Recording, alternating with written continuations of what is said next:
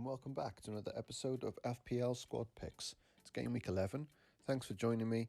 We'll be taking a look at some transfers, team selection and captaincy, and I've also included a little bit of strategy towards the end, looking at the coming game weeks. If you like this video, please give it a like and hit subscribe. Hit the notification bell not to miss more content coming soon.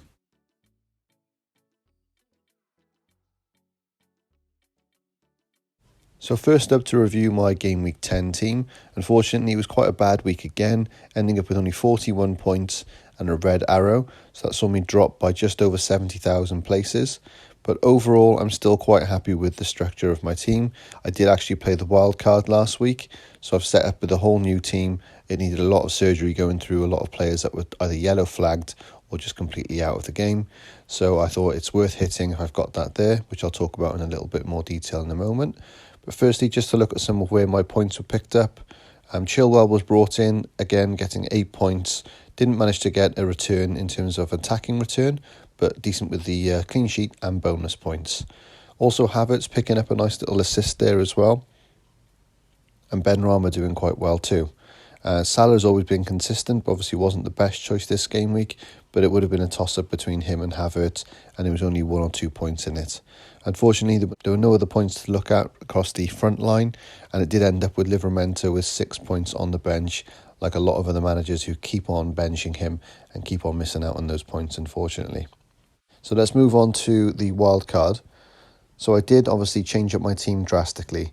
I was having a little look at, could I potentially work with the team that I've got this game week? I was thinking if Rafinha plays, I might get away with it. Vardy was a little bit of a doubt, but he probably would play as well, and usually does quite well against an Arsenal team, but obviously didn't this game week.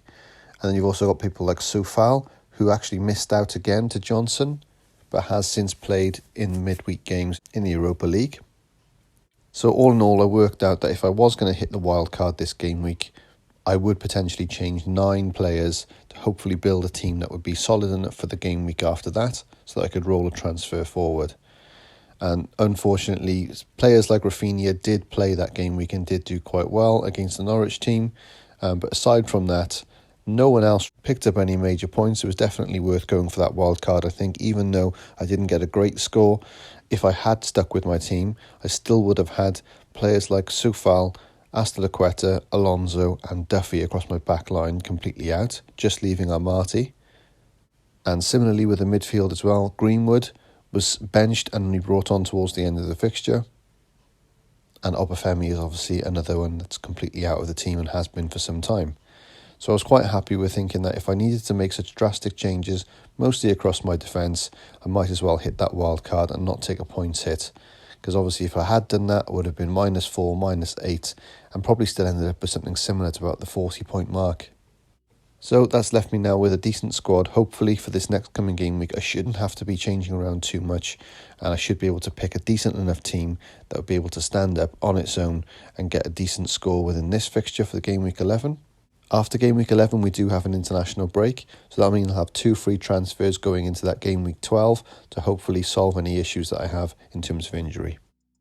So looking a bit more closely at the game week 11 fixtures, I won't go through every little detail here, but I have got a key at the top right hand corner to show if I'm thinking that team will be better to pick players from the attacking point of view, from a defensive stand, or if there's just going to be goals across that game. Obviously this is just a prediction. Now as there is the big game this game week, there is the Manchester derby. I have put just goals down on there. I think obviously you could look a bit more detailed at this and say that you could probably go for a Man City defence and maybe go for the Man City attackers over Man United, who are sorely out of form at the moment. And going by the Liverpool fixture, which is obviously a big rivalry game, I do think that even though this is a big game where you might think usually that Man United might step up and do really well, and Ollie has had some good stats that back up that in terms of wins over Man City against Pep Guardiola's team. But in all honesty, I just think that Man City have got far too much firepower. That's not to say Man United can't slip a goal in.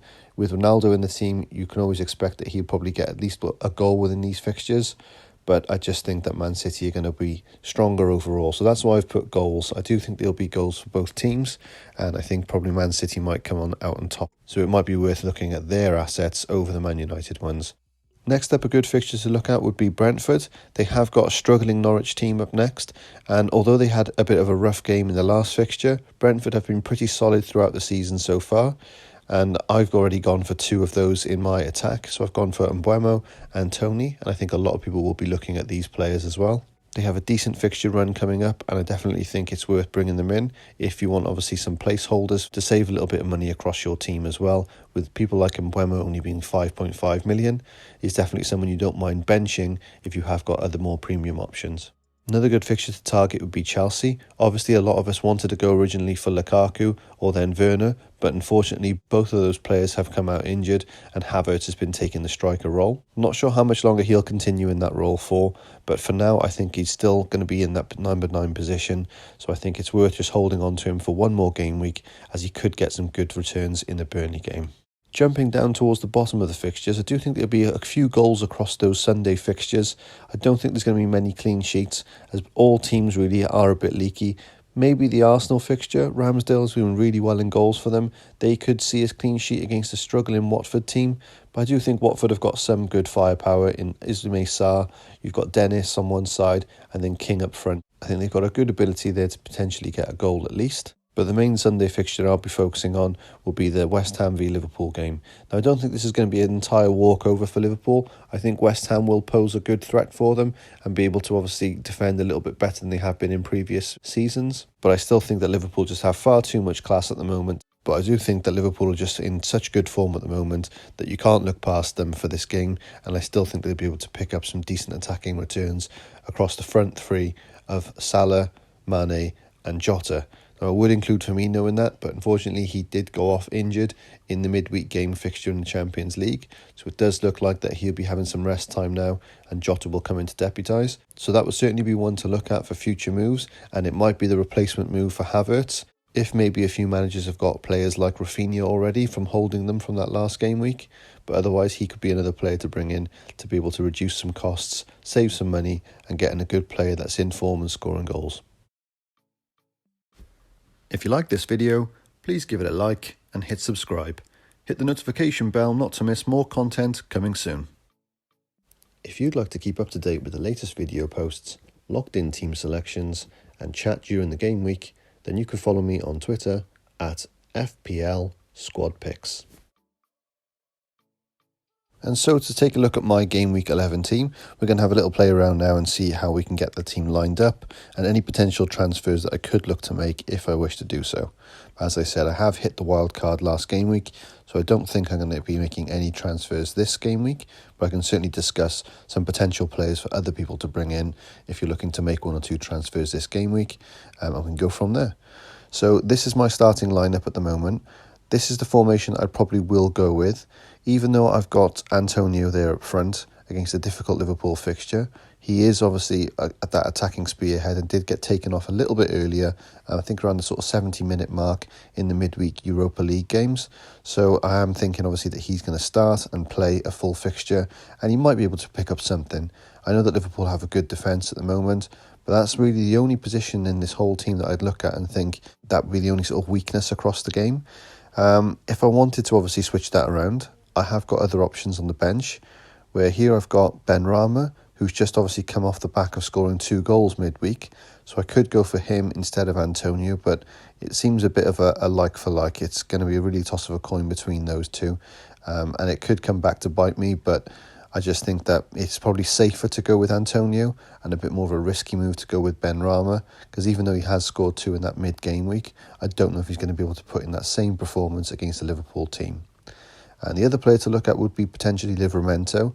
Obviously, a lot of other managers who have got him have been continuously benching him, and a lot of managers may be thinking that they probably won't be able to keep a clean sheet, but he keeps getting attacking returns. So it is tempting to be able to put him in, but if that's the case, I would be taking someone out like Antonio. So it is a lot of responsibility there on a defender to get an attacking return over an attacker like Antonio, who could potentially pick something up a lot easier. Again, another move there which may come back to bite me, but I think obviously it's very sensible to try and put your attacker as the first bench option, because if one of the attackers doesn't play, he's going to come on, and who obviously, if any of the defenders doesn't play, it's always going to be Livramento, especially when you're playing a back three, because you need that minimum 3 players. So that's my usual setup. I always go with the attacker up front if I can, in that bench lineup. So I've got my captaincy at the moment on Salah.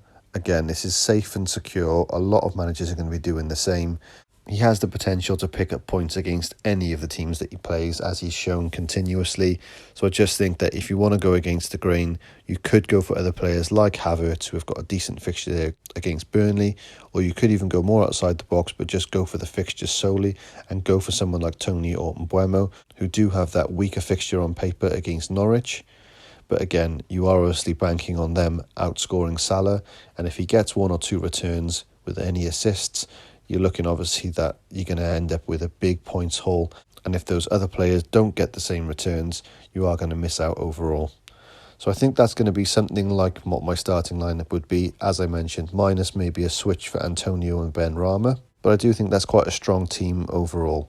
I think we've got there a good position where we've got some decent defensive assets, who've got some good fixtures. Even though I'm expecting maybe a Man United goal to wipe that clean sheet for Man City, Cancelo was so attacking, and he showed that in the Champions League game as well, very nearly getting a goal of his own, and Trent Alexander-Arnold assisting twice, and Chilwell got handed a rest. So for all these 3 that were playing in the Champions League have got some decent fixtures and are all very attacking. Same with the midfield lineup. You've got people like Salah, obviously, is being very consistent. Havertz is playing as a 9, Foden is playing as a 9, and then Mbeumo is playing pretty much up front with the number 9 in Tony. And then obviously I've got Tony there and Antonio, who are both spearheading their attacking team lineups. And Hwang has been a really good asset. If you've watched him play, he was very unlucky in the last game to have one of his goals ruled out from offside, but it was very narrow.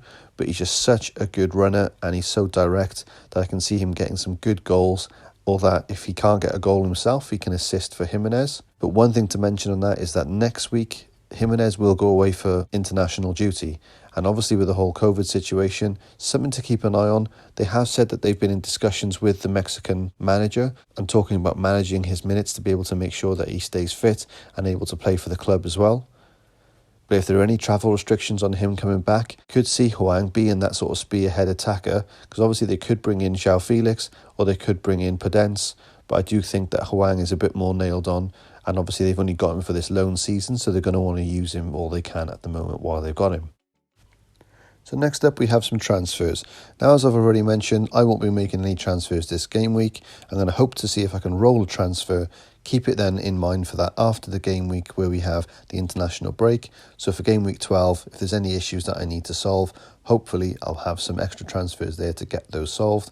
But fingers crossed, I won't need to use 2 transfers and I can just roll one into the next week and use that at another time when it's more needed, based on fixtures more so than issues within the team.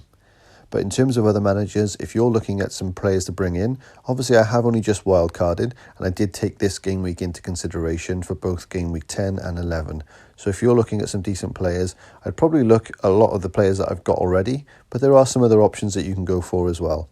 So a lot of people have looked at the defensive assets for Chelsea.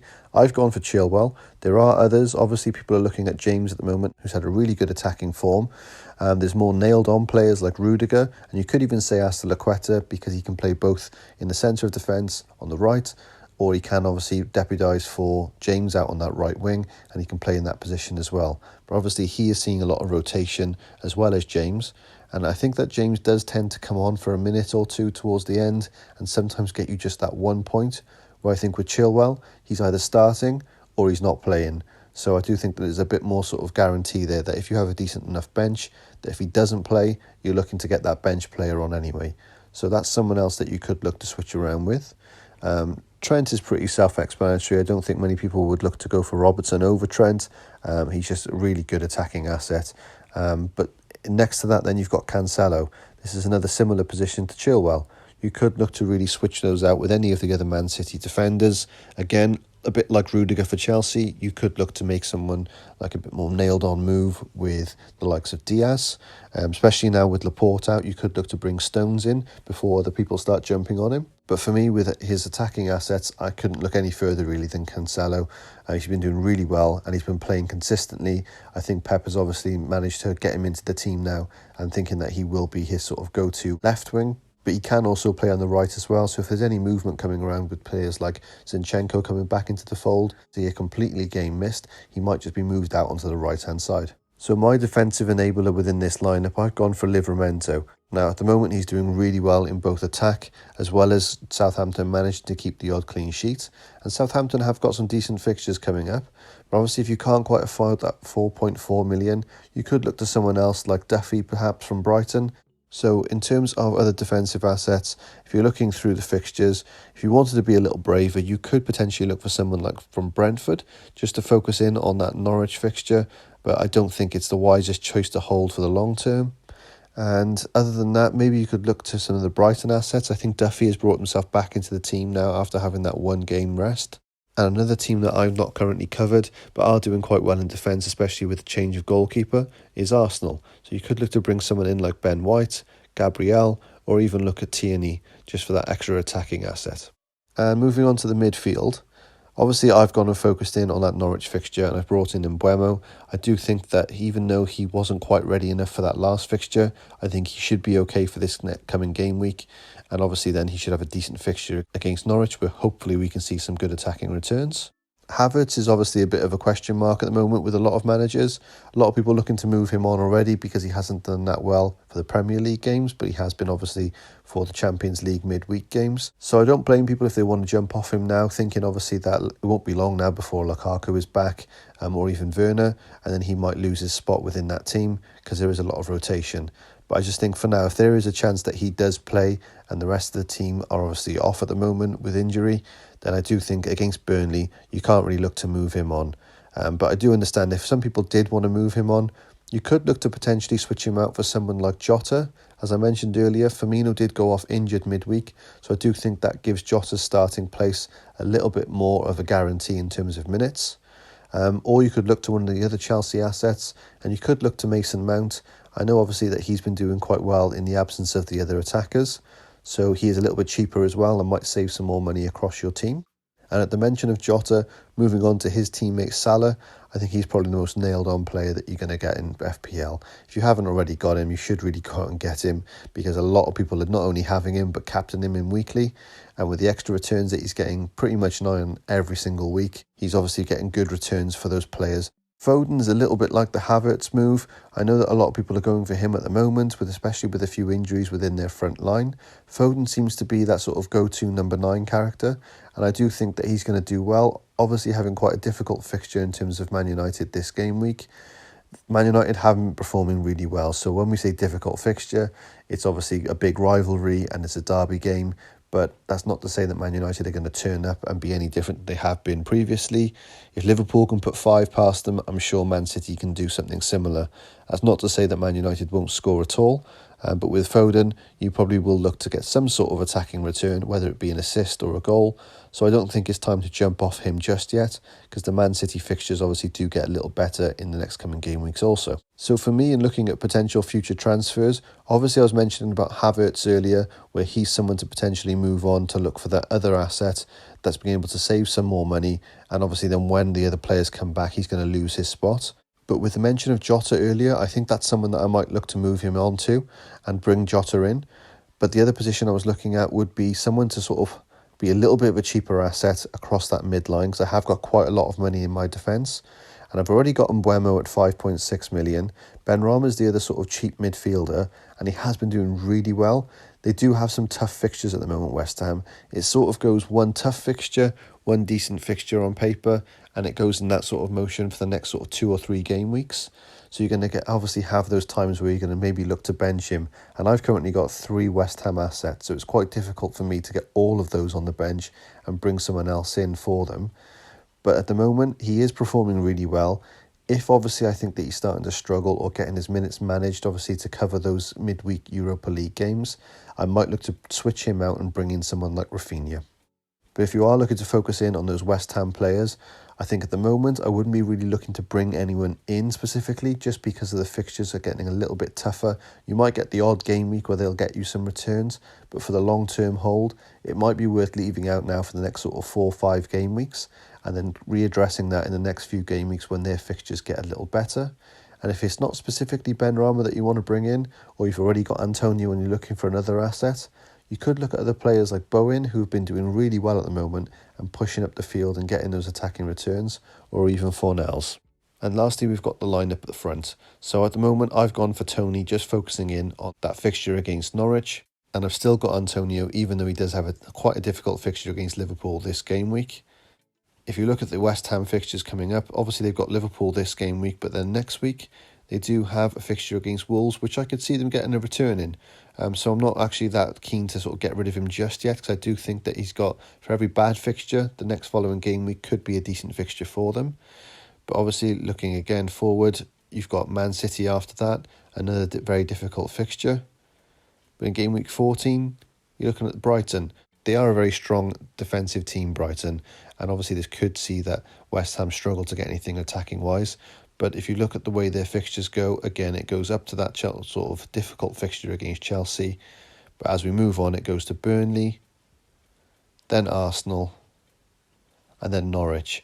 So if you can hold them for the next sort of 4 to 5 game weeks, and your team is strong enough to be able to deal with having West Ham players within them, I do think they're decent holds, and they may pick you up some points along the way too.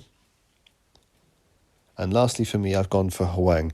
Now, within that price point, I could have gone for someone else such as like Armstrong, because I know that Southampton's fixtures at the moment are quite decent. So if we take a look at what the Southampton fixtures are at the moment, you've got a game against Aston Villa this game week, then they play against Norwich, and then it gets a bit more difficult against Liverpool. But after that, then against Leicester, and then we move on to Brighton. So really for the next 2 game weeks, I'd say it would have been decent to have, and even for last game week as well against the Watford team. But obviously that saw Armstrong get an assist, so he is able to get some decent returns. But I just think that overall, I do prefer the look of Hwang, where they've got Crystal Palace this week. Then they move on to West Ham, and then they have Norwich. So I just thought for more consistency, and Hwang did score last game week, but unfortunately was ruled out due to offside. So I think the attacking potential is there for him, and we'll just obviously have to wait and see. But if you are looking for someone else at that price point, as I mentioned, you could potentially look at Armstrong instead of Hwang, and I think he is a little cheaper, so might save you the extra few 0.1 or 2 million. So finally, we've got a little piece here just looking at future game weeks. So this is to give a bit of a strategy plan into what I'm looking to do over the next coming game weeks. As I've mentioned, as I've wildcarded, I should have a strong enough team to get me through this game week without any transfers, meaning I can roll a transfer into game week 12.